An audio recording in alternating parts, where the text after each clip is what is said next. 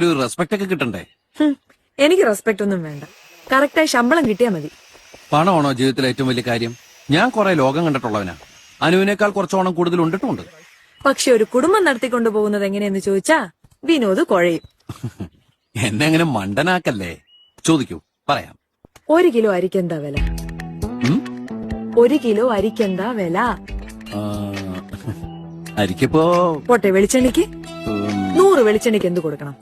വെളിച്ചെണ്ണ എണ്ണീട്ടാണോ കൊടുക്കുന്നത്? 100 gram. 100 gram അറിയില്ല. ഉള്ളി, മുളക്, ഉപ്പ്. നമ്മളെപ്പോഴും കേൾക്കാറുള്ളതല്ലേ, കറണ്ട് ചാർജ് വർദ്ധിക്കുന്നു, കുറച്ചില്ലെങ്കിൽ സമരമെന്നൊക്കെ. 1 യൂണിറ്റ് കറണ്ടിന് ഇപ്പൊ എത്രയാ ചാർജ് ചെയ്യുന്നത്? അപ്പൊ സ്വന്തം വീട്ടിൽ എന്നും ഉപയോഗിക്കുന്ന സാധനങ്ങളുടെ വിലയെപ്പറ്റി ഒന്നും അറിയില്ല. അറിയണം. ബേസിക് ആയിട്ടുള്ള കാര്യങ്ങളിൽ നിന്ന് വേണം അറിവ് തുടങ്ങാൻ. അല്ലാതെ ഇറാഖിൽ അമേരിക്ക എത്ര പട്ടാളക്കാരെ അയച്ചു, ഉത്തര കൊറിയ അണുപരീക്ഷണം നടത്തിയോ, ഫിഡൽ കാസ്ട്രോ ക്യൂബ ഭരിക്കാൻ തുടങ്ങിയിട്ട് എത്ര കാലായി, ഇതൊന്നും ഒരു ശരാശരി മലയാളിയുടെ വിഷയമല്ല. കൺമുമ്പിലുള്ള ജീവിതം കാണാതെ എത്ര ഓണം ഉണ്ടിട്ടെന്താ കാര്യം? ഇത്രയും കാലം ജീവിച്ചിട്ട് പടച്ചോൻ എനിക്ക് തന്നിട്ടുള്ള വലിയൊരു പാഠം എന്താണെന്നറിയോ? അവനവനായിട്ടിരിക്കുക.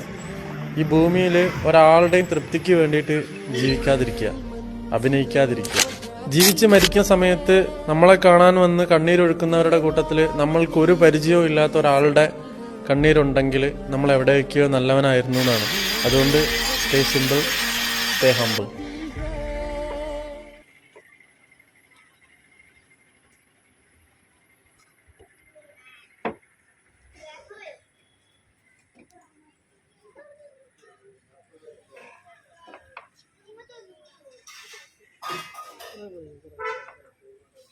പോയി ചങ്ങായിമാരെ. അപ്പൊ അങ്ങനെ ഓടി വിരിക്കൽ കഴിക്കണം. Okay, thank you.